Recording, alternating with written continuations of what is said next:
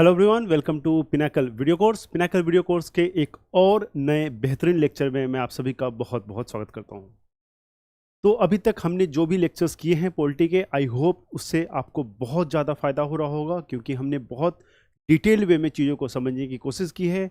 और तकरीबन एक एमसीक्यूज़ के अंदर हमने 2-3 ऐसे कॉन्सेप्ट्स क्लियर किए हैं जो कि आगे चल के हमें बहुत सारे एमसीक्यूज़ में हेल्प उससे पहुँचता है। ठीक है, तो हमारा पर्पस यही है एमसीक्यू डिस्कस करने का कि उसके साथ साथ जो भी ऑप्शंस हमारे पास होते हैं हम लोग उसको भी थोड़ा बहुत डिस्कस करते हैं, और कहीं ना कहीं जाके हमें उस डिस्कशन का बहुत ज़्यादा फ़ायदा होता है। जो भी आप लोगों में से कंटिन्यू मेरे साथ जुड़े हुए हैं वो सभी इस चीज़ को बेहतर ढंग से समझ पाएंगे कि ये एमसीक्यूज़ वीडियो लेक्चर्स के क्या क्या फ़ायदे हैं और इससे कितनी अच्छी अंडरस्टैंडिंग आपकी जो है वो ब्रॉड हो रही है, वो बिल्डअप हो रही है। आज फिर से हम लोग पॉलिटी के 25 बेहतरीन क्वेश्चन को डिस्कस करेंगे, चीज़ों को समझने की कोशिश करेंगे। उससे बहुत सारे ऐसे डायमेंशन है जिसको हम लोग कोशिश करेंगे कि डिकोड करें, उससे एक अंडरस्टैंडिंग डेवलप करने की कोशिश करेंगे। क्योंकि पॉलिटी के क्वेश्चंस क्या हैं, फैक्चुअल होने के साथ साथ उसमें एक कॉन्सेप्चुअल अंडरस्टैंडिंग होने की भी बहुत ज़रूरत होती है। ठीक है, तो पॉलिटी के जो भी क्वेश्चंस आपके होंगे उसमें conceptual understanding is also very important. Conceptual जो अंडरस्टैंडिंग है वो भी बहुत ज़्यादा महत्वपूर्ण है।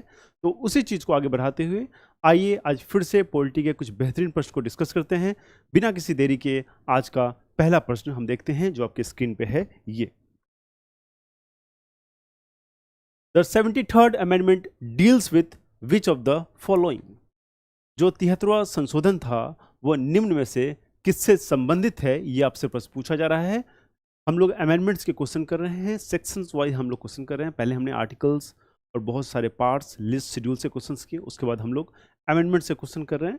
तो अमेंडमेंट्स के क्वेश्चन में आज के लेक्चर में आपके सामने जो पहला क्वेश्चन है वो है कि जो 73वां संशोधन था, जो 73rd अमेंडमेंट था, उसका संबंध किस चीज से था, ये आपको बताना है। आपके सामने चार ऑप्शन है: GST, that is goods and services tax, urban local government bodies, Panchayati Raj system, या एंटी डिफेक्शन। चार ऑप्शंस आपके पास हैं और आपको बताना है कि जो 73rd अमेंडमेंट था उसका संबंध किससे है। जल्दी से बताइए क्या होगा इसका राइट आंसर। ये बहुत ही इंपॉर्टेंट क्वेश्चन है। 73rd और 74th जो अमेंडमेंट है वो बहुत ही महत्वपूर्ण संशोधन है हमारे संविधान के दृष्टिकोण से, और इसको आपको बिल्कुल भी नहीं भूलना है। तो इसका आंसर जो हो जाएगा वो आपका हो जाएगा Panchayati Raj system. Panchayati Raj system will be the right answer. ठीक है, और 73rd अमेंडमेंट के थ्रू एक 11th शेड्यूल भी कॉन्स्टिट्यूशन में जोड़ा गया था। ये मैंने आपको शेड्यूल वाले क्वेश्चन में कराया है। ठीक है, 11th शेड्यूल जो है वो भी 73वें संशोधन के थ्रू हमारे संविधान में जोड़ दिया गया था। ठीक है, जो 73वां संशोधन हुआ था 1992 में। ठीक है, तो ये भी आप लोग याद रखेंगे। अगर मैं आपसे एक क्वेश्चन पूछूं यहाँ पे कि पंचायती राज डे कब मनाया जाता है, तो क्या आंसर देंगे आप? पंचायती राज डे, ये बहुत इंपॉर्टेंट है, ये आपके एग्जाम में कई बार पूछा गया है। तो पंचायती राज डे जो है वो 24 अप्रैल को मनाया जाता है। ठीक है, 24 अप्रैल को हम पंचायती राज डे सेलिब्रेट करते हैं। अगले प्रश्न की तरफ चलते हैं। Under whose leadership was the 42nd amendment act passed. जो 42वां संशोधन था वो किसके नेतृत्व में पारित हुआ था, ये आपको बताना है। किसके नेतृत्व में पारित हुआ था 42nd amendment act of our constitution? You have four options in front of you: Morarji Desai, Rajiv Gandhi, Indira Gandhi और Charan Singh.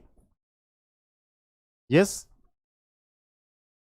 42nd amendment act was passed under the leadership of Indira Gandhi. ठीक है, इंदिरा गांधी। एक मैं एडिशनल फैक्ट आपको यहां बताना चाहूंगा जो कि बहुत ही इंपॉर्टेंट है, इसको आपको ध्यान रखना है। अगर आपके किसी भी एग्जाम में अगर आपसे क्वेश्चंस पूछा जाए कि कौन सा वो संशोधन है जिसको मिनी कॉन्स्टिट्यूशन भी कहते हैं, तो उसका आंसर क्या हो जाएगा?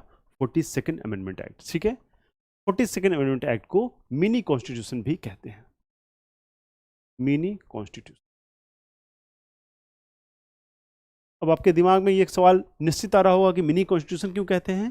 क्योंकि 42nd अमेंडमेंट के अंतर्गत के साथ इतने सारे परिवर्तन हमारे संविधान में किए गए थे कि उसको लेके इसको हम लोग मिनी कॉन्स्टिट्यूशन के नाम से जानते हैं। ठीक है, जो ये संशोधन हुआ उसके बाद आप देखेंगे कि बहुत सारे परिवर्तन हमारे संविधान में किए गए। यही एक कारण है जिसके कारण इसको हम लोग मिनी कॉन्स्टिट्यूशन भी कहते हैं। ठीक है, तो ये सवाल आपको ध्यान रखना है जब भी आपका क्वेश्चन एग्जाम में कि विच of the following amendments is also known as mini constitution, so the answer shall be 42nd amendment act। ठीक है, नेक्स्ट क्वेश्चन लेते हैं। Under which amendment of the Constitution Act was the reservation for OBC in educational institution made? क्या प्रश्न है आपका? प्रश्न है कि संविधान अधिनियम में किस संशोधन के अंतर्गत शैक्षणिक संस्थानों में ओबीसी के लिए आरक्षण किया गया था? किस संशोधन के थ्रू जो एजुकेशनल इंस्टीट्यूशन है वहां पे अदर बैकवर्ड कास्ट के जो मेंबर हैं ओबीसी, उनके लिए रिजर्वेशन का प्रावधान लाया गया था, ये आपको बताना है। OBC, yes,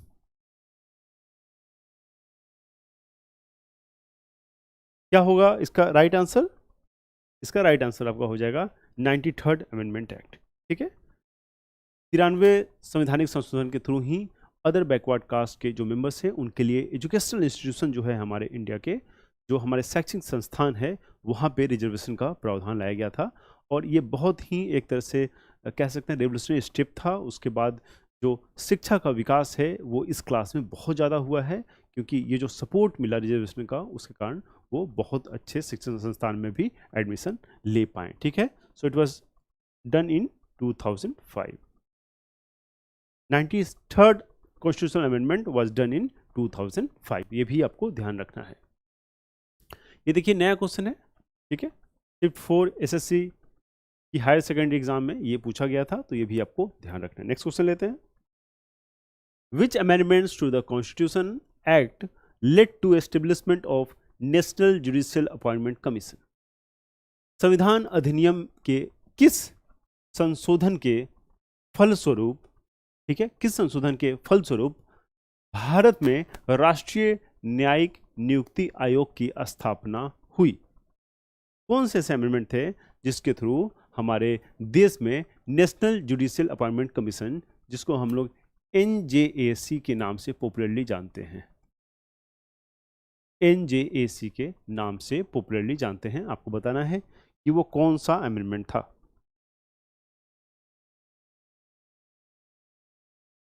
yes,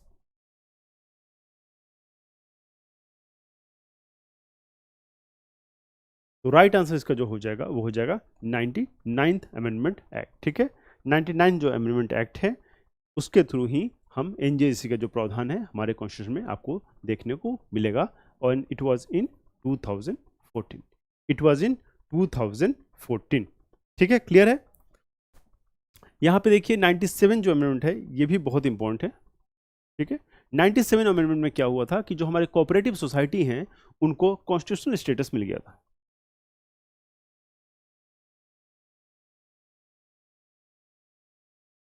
cooperative societies को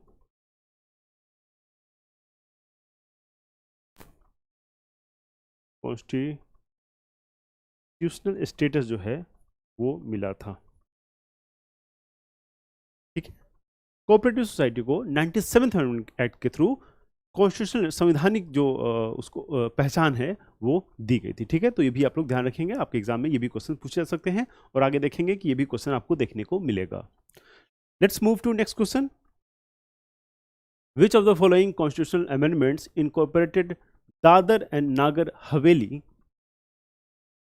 into the Union of India as Union Territories?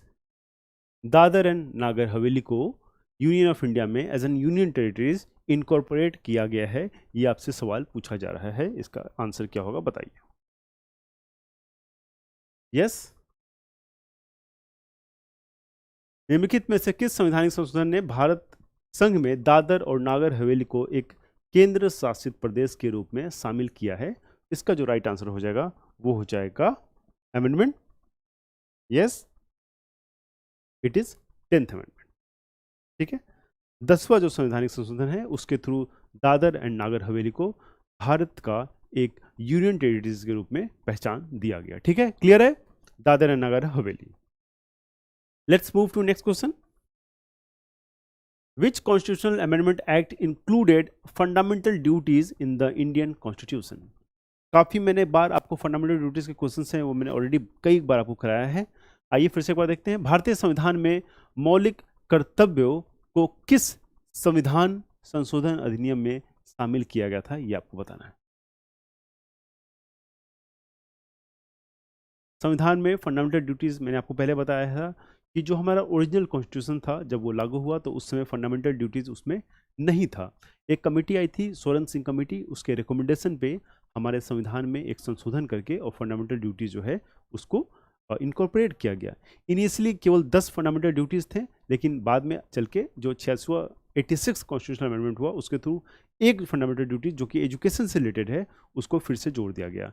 वो जो लास्ट में 11वां फंडामेंटल ड्यूटी जोड़ा गया वो बेसिकली वो बात करता है कि जो भी गार्जियन है या पेरेंट्स है वो अपने बच्चों को जिनकी उम्र 6 से 14 वर्ष है उनके शिक्षा के लिए एफर्ट लगाएंगे, उसको ऐसा इन्वायरमेंट प्रोवाइड कराएंगे जिससे वो शिक्षित हो सके। तो टोटल अभी 11 फंडामेंटल ड्यूटीज़ हैं और आपको बताना है कि कौन सा संशोधन के थ्रू पहली बार 10 फंडामेंटल ड्यूटीज़ हमारे संविधान में जोड़े गए थे।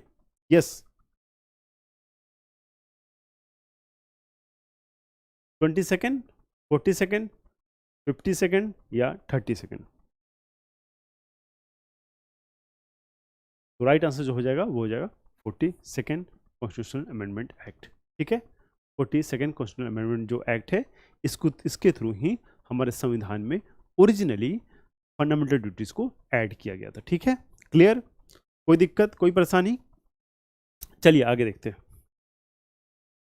इन 1978 which of the following amendment to the constitution removed the right to property from the list of fundamental rights? बहुत आसान क्वेश्चन है, अगर आपको याद है तो ये प्रश्न हम लोग ऑलरेडी डिस्कस कर चुके हैं। क्या प्रश्न पूछता है एक बार फिर से देखते हैं। बहुत ध्यान से देखना है प्रश्न को, क्योंकि एक बार जब आप समझ विकसित कर लोगे तो दोबारा आपको इस प्रश्न को डील करने में कभी भी कोई परेशानी नहीं होगी। आइए क्वेश्चन को देखते हैं। 1978 में संविधान का वो कौन सा संशोधन था जिसने संपत्ति के अधिकार को मौलिक अधिकारों की सूची से हटा दिया था?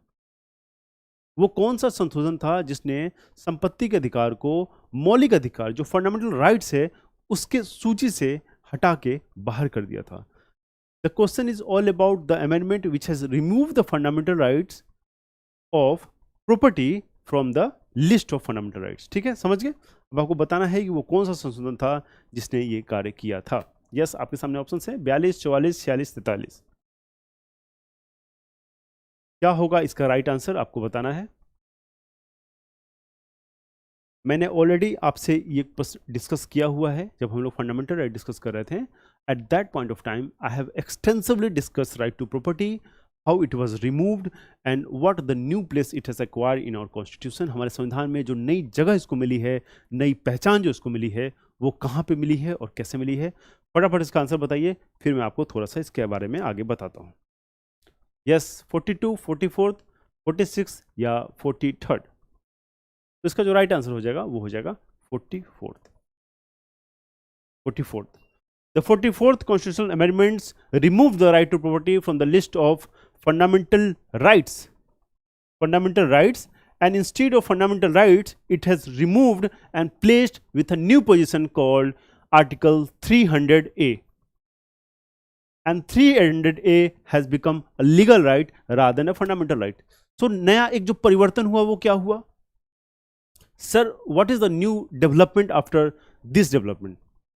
The new development is that now you cannot move to Supreme Court. समझ रहे हो बात को? आप सर्वोच्च न्यायालय अब नहीं जा सकते हैं, क्योंकि आर्टिकल 32 क्या कहता है? आर्टिकल 32 कहता है it talks about constitutional remedies. It means in case there is a violation of fundamental right, मूल अधिकारों के उल्लंघन के समय आप सर्वोच्च न्यायालय को या उच्च न्यायालय को अप्रोच कर सकते हो, लेकिन it is not possible when there is a violation of your legal right. ठीक है, when there is a violation of your legal right. तो आर्टिकल 300A क्या हो गया? Article 300A is a legal right, not a fundamental right.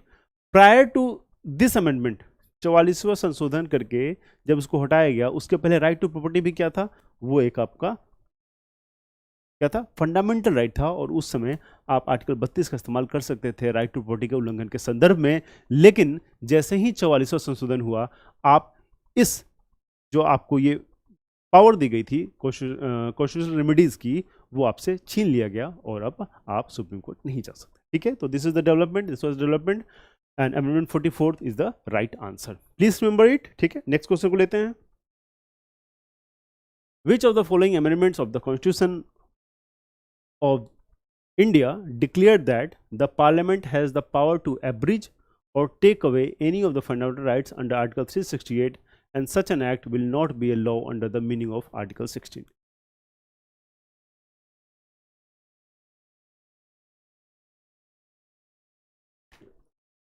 क्या कह रहा है क्वेश्चन? थोड़ा चीज़ों को समझने की जरूरत है यहाँ पे, ठीक है, क्योंकि क्वेश्चन थोड़ा सा कॉम्प्लेक्स है।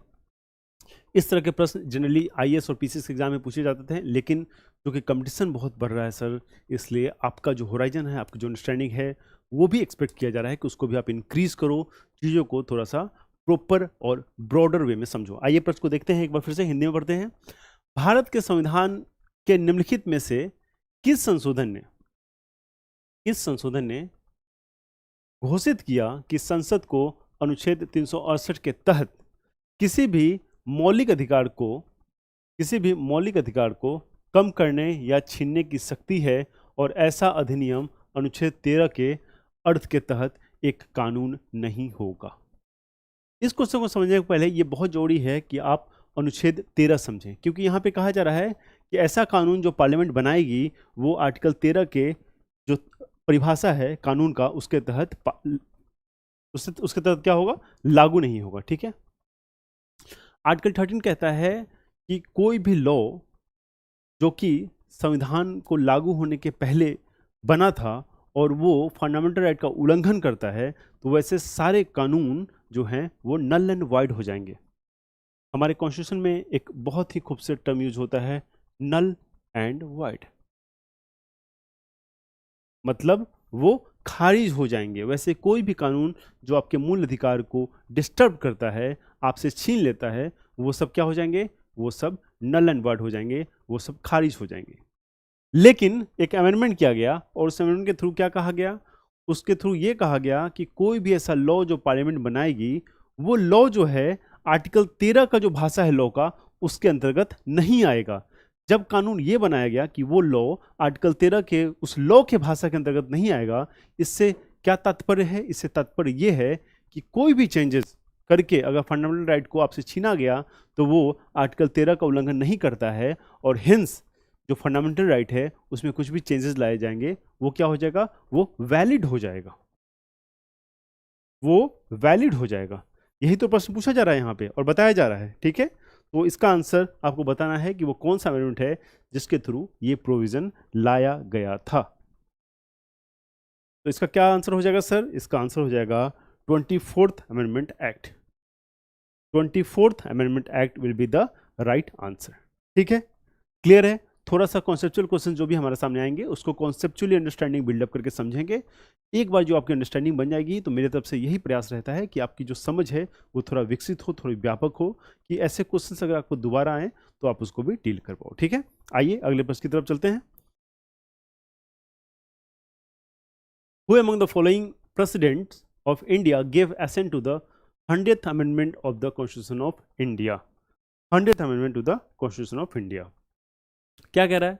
क्वेश्चन कह रहा है कि भारत के निम्नलिखित राष्ट्रपतियों में से किसने 100वें संशोधन को स्वीकृति दी थी? ठीक है, अब इस क्वेश्चन का आंसर करने के पहले एक नेचुरल सा सवाल आपके माइंड में होगा कि जो 100वां संशोधन था वो था क्या? आखिर में जो 100वां संशोधन हुआ था वो क्या हुआ था? तभी तो आप इस क्वेश्चन को समझ पाओगे कि उस समय राष्ट्रपति कौन था। ठीक है, तो जो 100th कॉन्स्टिट्यूशन था वो था ट्रांसफर ऑफ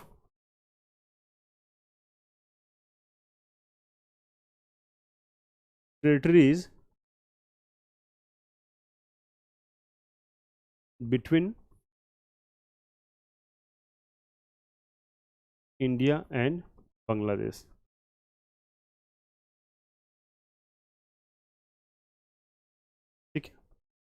यहाँ पे क्या था, ये संशोधन में ये किया गया था कि भारत के कुछ पार्ट जो थे वो थोड़ा सा बॉर्डर को हम लोग ऑर्गेनाइज किए थे। उसमें क्या था, कुछ हमारा पार्ट बांग्लादेश की तरफ जा रहा था तो उसको हमने ट्रांसफर अपने तरफ ले लिया, और बांग्लादेश का कुछ पार्ट जो था वो किसी तरह हमारे इंग्लैंड की तरफ था तो उसको हमने बांग्लादेश को दे दिया। तो यही ट्रांसफर हुआ था, और ये जो हुआ था वो 100th अमेंडमेंट के थ्रू हुआ था। और उस समय हमारे देश के जो राष्ट्रपति थे वो कौन थे, अच्छा स्वीकृति, यहाँ तक कि स्वीकृति दी थी, ठीक है।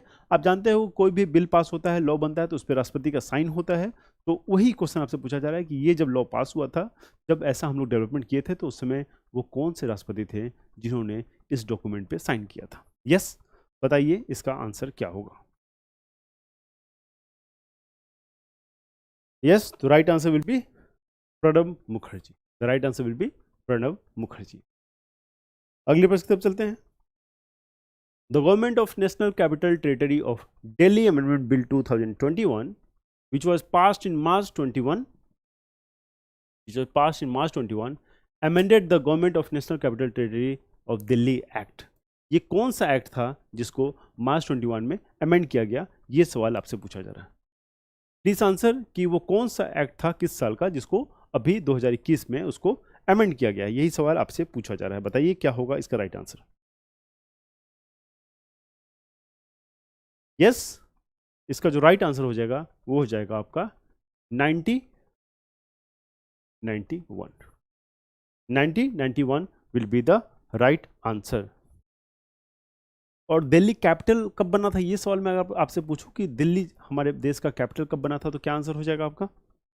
यस, अगर मैं आपसे पूछूं कि दिल्ली भारत का कैपिटल कब बना था तो क्या आंसर हो जाएगा आपका, या अगर मैं आपसे पूछूं तो क्या होगा इसका answer. So it was in 1911। It was in year 1911 जब दिल्ली भारत का कैपिटल बना था। आपसे कभी कोई डेट भी पूछ सकता है तो डेट आप लोग याद रखिएगा 12 दिसंबर 1911, ठीक है 1911। नेक्स्ट क्वेश्चन लेते हैं। Which of the following amendments of the Constitution of India gave the status of state to Goa? Bharat के संविधान में निम्नलिखित संस्थाओं में से किसने गोवा को राज्य का दर्जा दिया था, ये आपको बताना है। स्टेटस ऑफ स्टेट, इसका मतलब क्या है, इसका मतलब ये है कि गोवा इस समय के पहले स्टेट नहीं था, वो यूनियन टेरिटरीज रहा होगा। उसके बाद जब स्टेट का दर्जा दिया गया तो उसके लिए एक संशोधन लाया गया होगा, क्योंकि बिना किसी संशोधन के हमारे संविधान में कोई परिवर्तन संभव नहीं है। आपको बताना है कि वो संशोधन कौन सा था जिसके बाद गोवा को एक राज्य का दर्जा दिया गया था। यस,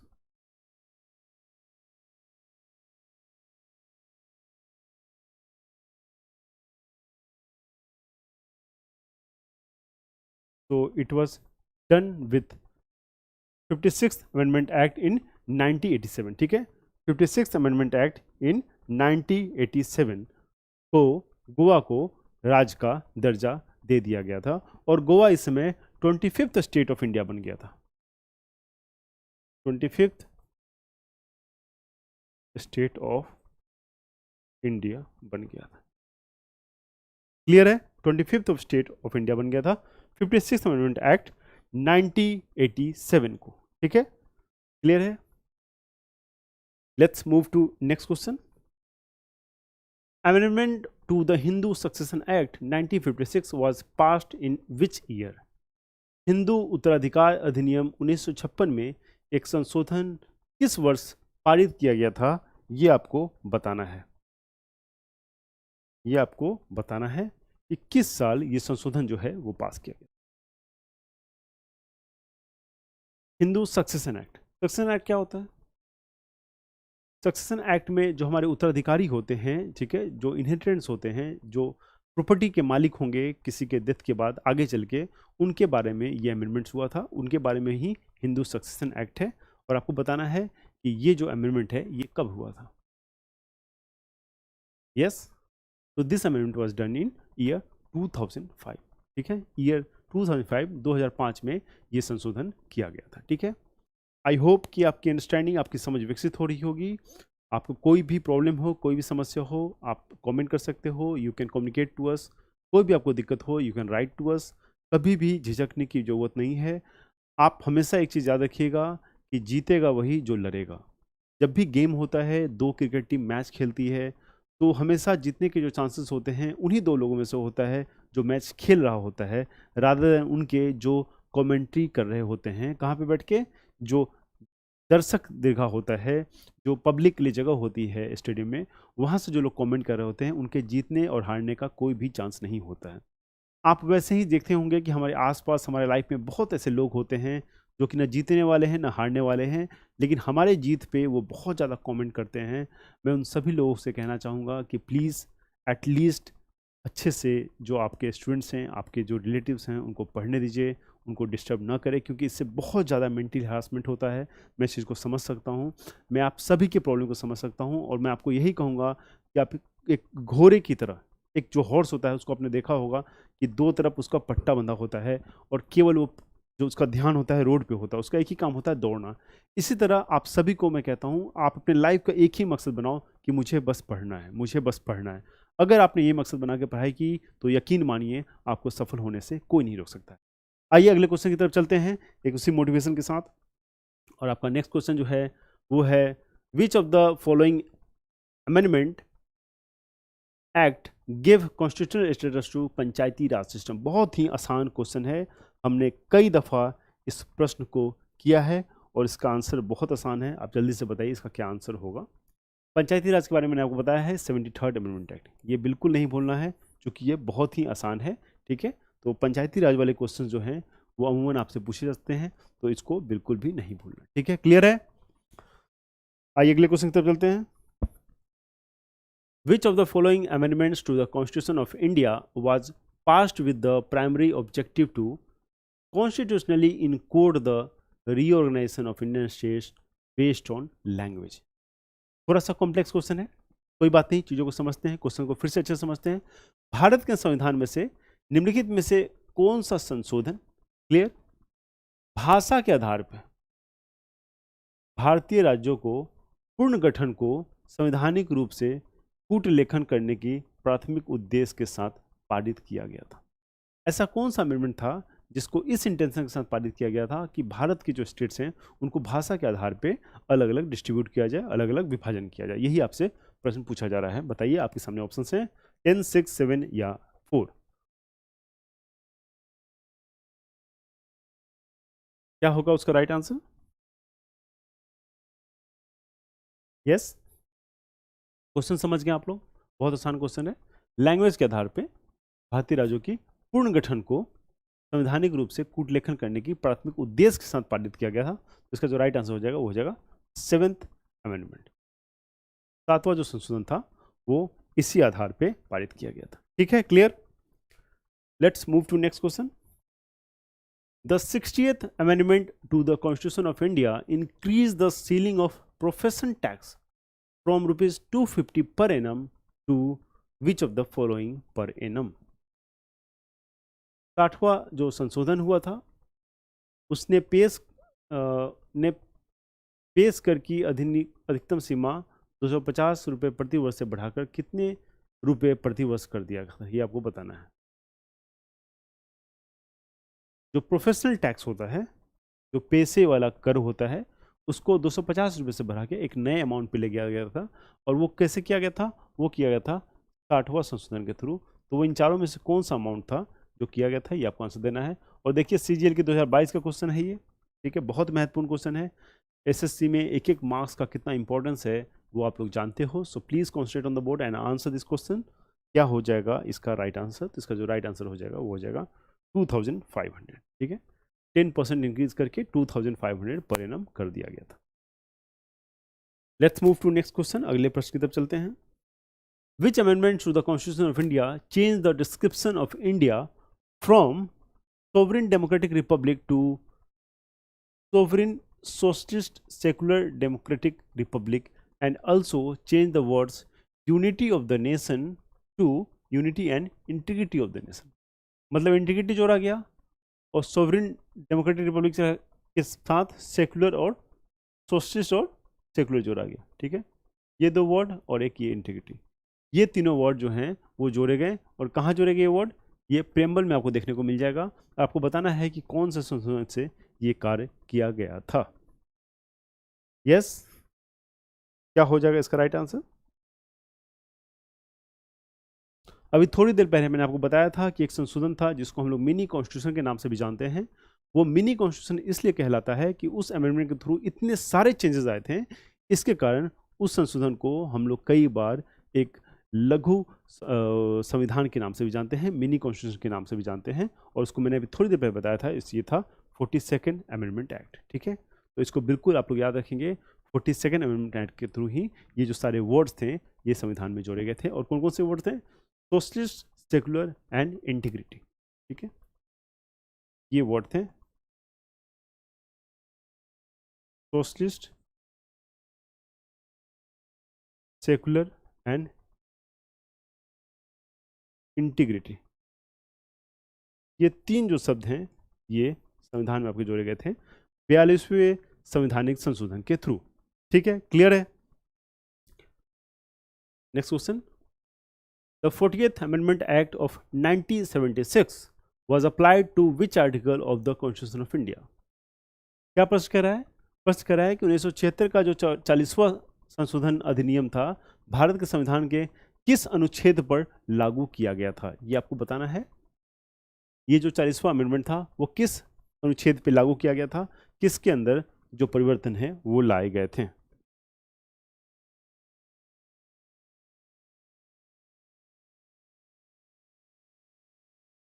बताइए क्या होगा राइट आंसर?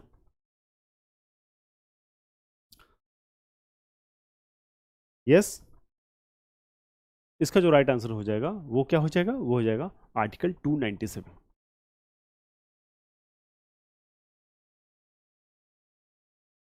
आर्टिकल 297। अब एक नेचुरल सा सवाल है, प्राकृतिक सा प्रश्न है कि कौन ये जो 297 है वो था क्या। ठीक है, तो मैं आपको थोड़ा समझाता हूँ। आर्टिकल 297 कहता है कि भारत का, जैसे मान लो ये भारत का नक्शा का ये जो नीचे वाला पार्ट है, तो ये आप जानते हो ये सब ओशियन है। ठीक है, ये सारे ओशियंस हैं यहाँ पे, थोड़ा बड़ा बना लेते हैं। 297 है, ठीक है।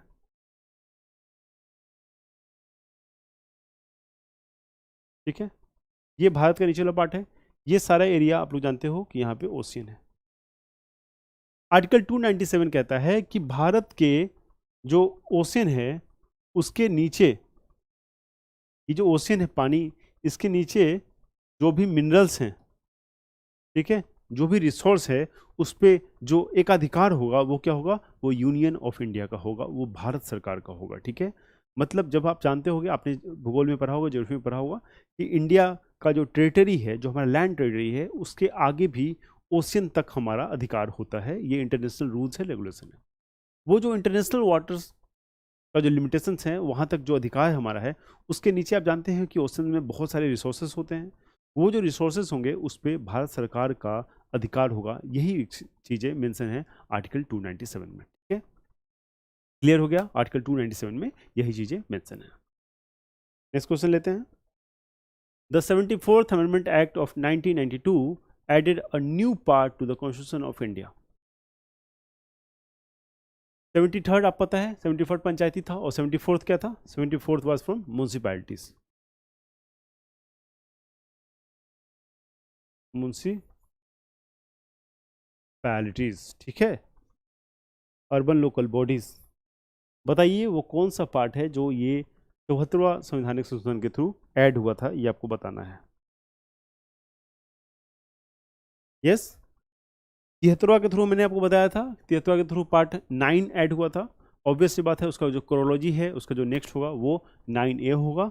तो 73वां के थ्रू 9 और 74वां के थ्रू पार्ट 9A को ऐड किया गया था। ये भी एक महत्वपूर्ण क्वेश्चन है, प्लीज़ इसको आप लोग याद रखिएगा। ठीक है, संवैधानिक संशोधन में 73वां और 74वां दोनों ही बहुत महत्वपूर्ण है। तो इन दोनों से जो भी प्रश्न बनते हैं वो काफ़ी महत्वपूर्ण होते हैं, और कई बार एग्जाम में मैंने देखा है कि ऐसे प्रश्न बार बार रिपीट होते रहते हैं, तो ऐसे प्रश्नों को आप नहीं भूलेंगे। ठीक है, क्लियर है? Next question, which of the following amendment acts of the Constitution of India introduced the goods and services tax in India? Bharat के संविधान के वो कोयवा संवैधानिक संशोधन था जिसके द्वारा भारत में वस्तु एवं सेवा कर जो है वो लागू किया गया, ये आपको बताना है। वो कौन सा अमेंडमेंट था जिसके थ्रू भारत में वस्तु और सेवा कर को लागू किया गया था, ये आपको बताना है। Yes, what would be the right answer?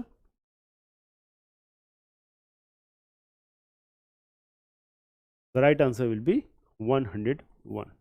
101वां जो संवैधानिक संशोधन था जिसके थ्रू ये चीज लागू हुआ था, भारत में जो जीएसटी है वो लागू कर दिया गया था। ठीक है, क्लियर है कॉन्सेप्ट? जीएसटी कब लागू हुआ था, किस अमेंडमेंट के थ्रू? 101।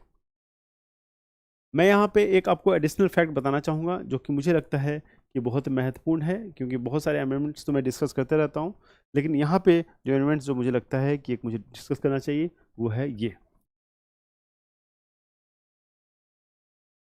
जो 92nd अमेंडमेंट है उसके थ्रू 4 नए लैंग्वेज जो थे वो ऑफिशियल लैंग्वेज में जोड़ दिए गए थे, और वो 4 लैंग्वेज मैंने आपको बताया था कि जो ऑफिशियल लैंग्वेज है भी वो 22 है। तो वह कैसे 22 हुआ?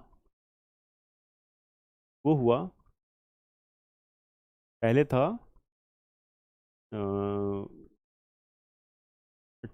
18, उसके बाद 4 लैंग्वेज और जोड़े गए, तो कितने हो गए? 18×4 = 22। ठीक है, ये जो 4 जो नए लैंग्वेज थे वो 92 अमेंडमेंट के थ्रू ही जोड़े गए थे। ठीक है, ये जो 4 लैंग्वेज थे वो 92 के अंतर्गत ही जोड़े गए थे। तो ये जो थे बोडो,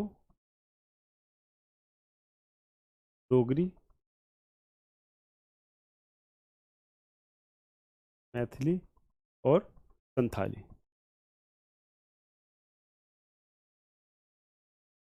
ये जो 4 लैंग्वेज है ये उसके थ्रू जोड़ दिए गए थे।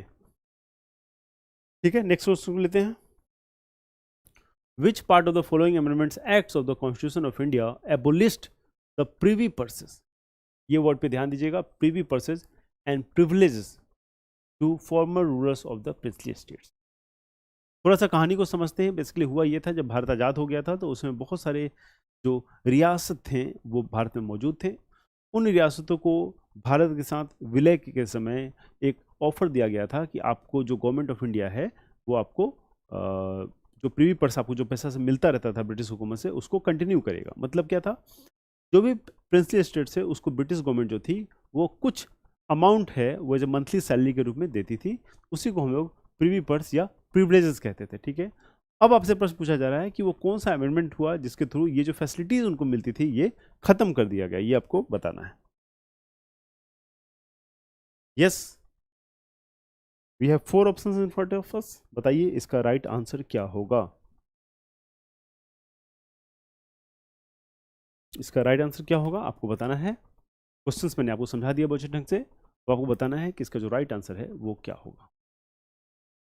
इसका जो राइट आंसर है वो है 26 संशोधन। ठीक है, 26 अमेंडमेंट एक्ट 1971, इसके थ्रू ही जो प्रीवी पर्स या स्पेशल प्रिविलेजेस थे प्रिंसली स्टेट्स को या बहुत सारे ऐसे राजाओं को, जो उनसे उनको ये इसको हटा दिया गया, ये जो फैसिलिटीज थी इसको रिमूव कर दिया गया। Next question, an amendments to the right to information act 2005, right to information act 2005 proposing that the chief information commissioner and information commissioners appointed for such term as may be prescribed by government was passed in which year? किस साल पास हुआ था ये पूछा जा रहा है। सूचना के अधिकार अधिनियम 2005 में संशोधन का प्रस्ताव है कि भारत के जो सरकार है द्वारा निर्धारित अवधि के लिए नियुक्त मुख्य चुनाव आयुक्त और सूचना आयुक्तों को वर्ष इतना में पारित किया गया था, ये आपको बताना है।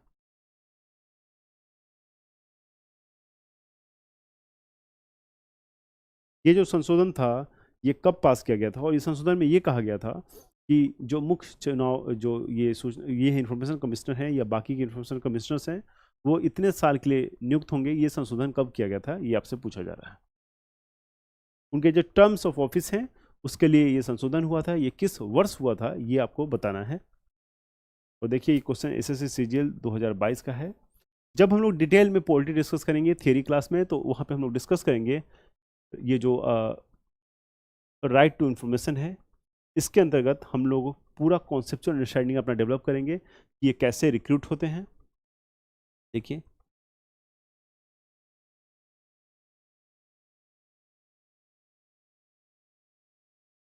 रिक्रूटमेंट डिस्कस करेंगे, इनके फंक्शंस को डिस्कस करेंगे, ठीक है, इनके पावर्स को डिस्कस करेंगे, ठीक है, इनके पावर्स, फंक्शंस, प्रिविलेजेस, सारी चीज़ों को हम लोग डिटेल थ्योरी क्लास में डिस्कस करेंगे।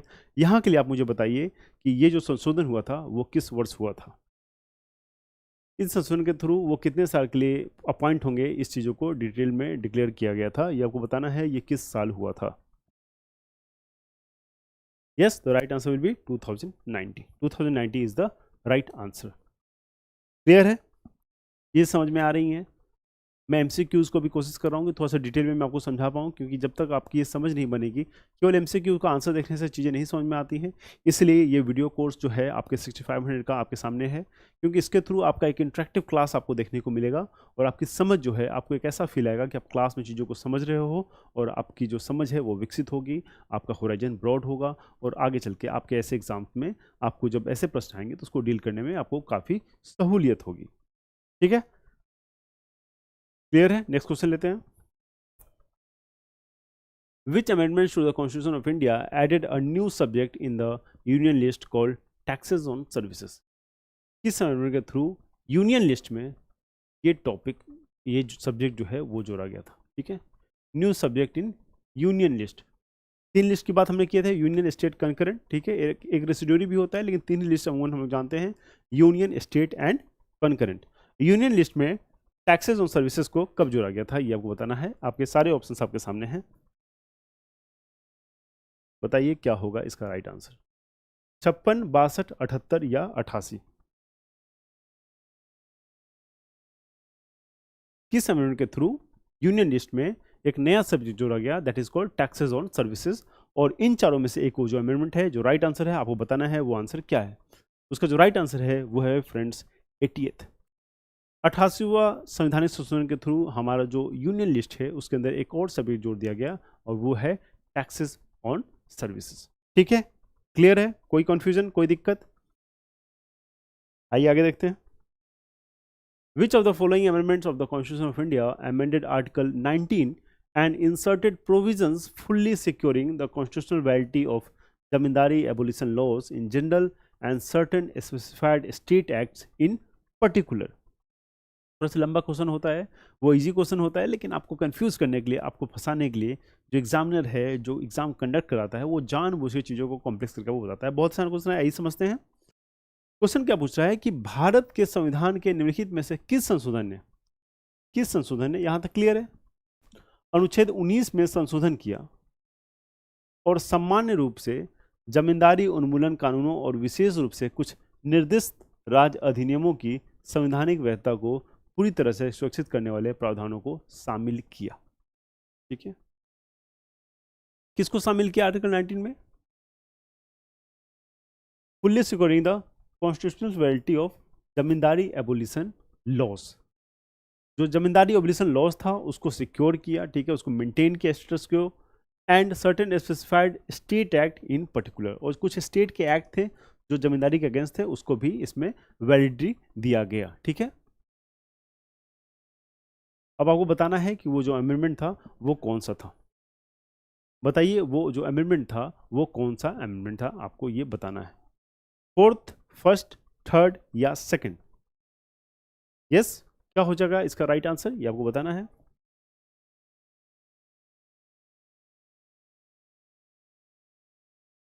तो ये जो कार्य है वो बहुत पहले जो संशोधन हुए थे, पहले उसी से कर दिया गया था।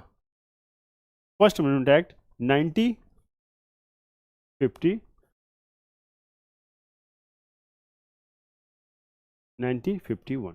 फर्स्ट अमेंडमेंट एक्ट 1951 के थ्रू ही ये जो कार्य है वो कर दिया गया था। और जो ये लॉज थे, ये जो जमींदार से रिलेटेड, इसको और वैलिड कर दिया गया था आर्टिकल 9 में कुछ संशोधन करके। ठीक है, जमींदारी एबोलिशन जो एक्ट था उसको थोड़ा सा और मजबूत किया गया था। Next question, which of the following amendments of the constitution of India was enacted in 1993 to constitutionally recognise municipal government? काफ़ी आसान क्वेश्चन है, मैंने आपको कितनी बार बताया है कि बहुत सारी चीज़ों को जो एग्जामिनर है वो कॉम्प्लेक्स करके आपको पूछता है क्योंकि आप घबरा जाए। क्योंकि जनरली स्टूडेंटों का ये एक माइंडसेट होता है कि जब बहुत भारी और बहुत बड़े प्रश्न वो देखते हैं तो वो थोड़ा सा डर जाते हैं। बिल्कुल डरने की जरूरत नहीं है। मेरे स्टूडेंट तो बिल्कुल नहीं डरेंगे क्योंकि बहुत ईजी, मुझे लगता है कि सबसे ईजी क्वेश्चंस होते हैं जो बहुत कॉम्प्लेक्स होते हैं। उसमें बस एक चीज़ को पकड़ना होता है, आपको चीज़ें समझ में आएंगी। अब देखिए इतने बड़े क्वेश्चन से मैं आपको समझाता हूँ यहाँ क्या पकड़ना है। यहाँ क्वेश्चन क्या पूछ रहा है? पूछा है कि भारत के संविधान में से निम्नलिखित में से कौन सा संशोधन 1993 में नगर पालिका सरकारों को संवैधानिक रूप से मान्यता देने के लिए अधिनियमित किया गया था। ठीक है, तो आपको बताया था म्यूनसिपालिटी जो है वो क्या है, कौन सा एक्ट है बताइए म्यूनसिपालिटीज का? वो 74th कॉन्स्टिट्यूशन अमेंडमेंट एक्ट। ठीक है, 74 कॉन्स्टिट्यूशन अमेंडमेंट एक्ट जो है 1982 का, ये म्यूनसिपालिटी से रिलेटेड है। और 73rd किससे रिलेटेड है? 73rd आपका पंचायत से रिलेटेड है। क्लियर है कॉन्सेप्ट? कोई दिक्कत, कोई परेशानी? एकदम आसान से क्वेश्चन हैं, बहुत आसानी से हो गए आपको क्वेश्चन। नेक्स्ट क्वेश्चन देखते हैं।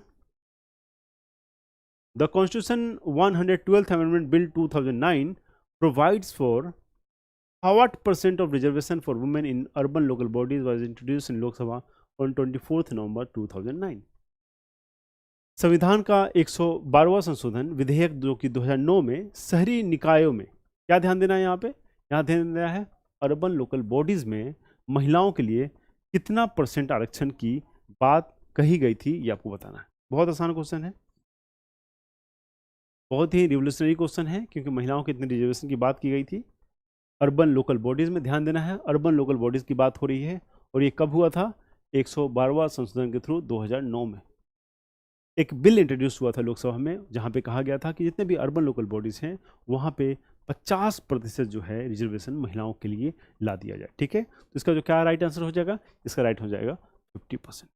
50% इज़ द राइट आंसर। ठीक है, अभी तक इस पर कोई कानून नहीं बन पाया है, लेकिन इससे बात कही जा रही है और भविष्य में हम ऐसा एक्सपेक्ट कर सकते हैं कि महिलाओं को इक्वल राइट सब जगह मिलेगा, क्योंकि महिलाओं की जितनी भागीदारी होनी चाहिए उतनी हो नहीं पाती है। इन्हीं सब डेवलपमेंट को देखते हुए, ऐसे चीज़ों को देखते हुए ये जो बिल है वो लोकसभा में इंट्रोड्यूस हुआ था। तो आज के 25 बेहतरीन प्रश्न को हम यहीं डिस्कशन समाप्त करते हैं। आई होप कि आपको बहुत अच्छे ढंग से चीज़ें समझ में आ रही होंगी। अगर आपको कोई भी दिक्कत होती है किसी चीज़ में, तो आप हमसे हमेशा कम्युनिकेट कर सकते हैं, आप हमेशा हमें बता सकते हैं। We are always ready to help you. The every single faculty of Pinnacle is ready to help you. हर एक आदमी आपकी हेल्प के लिए मौजूद है। आपको बस क्या करना है, अपने तरफ से मेहनत का कोई कसर नहीं छोड़ना है, और बाकी आपकी जो सक्सेस है वो डेफिनेटली आपके पास आएगी। बस लगातार मेहनत करते रहिए और चीज़ों को, जो आपकी परेशानी है उसको भूल जाइए। एकदम एक घोड़े की तरह, आपने देखा होगा कि घोड़े के दोनों तरफ पट्टा बंधा रहता है और घोड़ा केवल अपने लक्ष्य की तरफ देखता है, वैसा ही आपको करना है। मैं आपको एक इंसान के बारे में बताना चाहूँगा, माइकल फेल्प्स। अमेरिका के एक तैराक थे, एक स्विमर थे माइकल फेल्प्स। उनसे जब पूछा गया कि माइकल फेल्प्स आपके सक्सेस का क्या राज है, तो उन्होंने कहा था कि मैं बस 3 काम करता हूँ, I eat, I sleep and I swim. ठीक है, आई ईट, स्लीप, स्विम, मतलब उनका कहने का मतलब था कि मैं जो ज़रूरत की चीज़ है वो करता हूँ और केवल तैरता हूँ। हर एक विद्यार्थी को माइकल फेल्प्स जैसे बनने की ज़रूरत है। आपको केवल अपनी ज़रूरत की चीज़ों को काम करना है, पूरा करना है ज़रूरत की चीज़ों को। आपको ज़रूरत से आगे की चीज़ों को अभी नहीं सोचना है, क्योंकि right now you are a student. अगर केवल आप अपनी ज़रूरत की चीज़ों को सोचोगे, उसके बाद अगर आप पढ़ाई पे ध्यान दोगे, तो मैं आपको निश्चित ये बात कहता हूँ कि आपको जो सक्सेस है वो 2023 में ही फाइनल हो जाएगा। Please be with us, please बहुत ज़्यादा रिवीजन करते रहिए, बहुत अच्छे से पढ़ते रहिए। बहुत जल्दी हम लोग अगले 25 क्वेश्चन के साथ मिलेंगे। तब तक study hard, please take care of yourself. Thank you so much.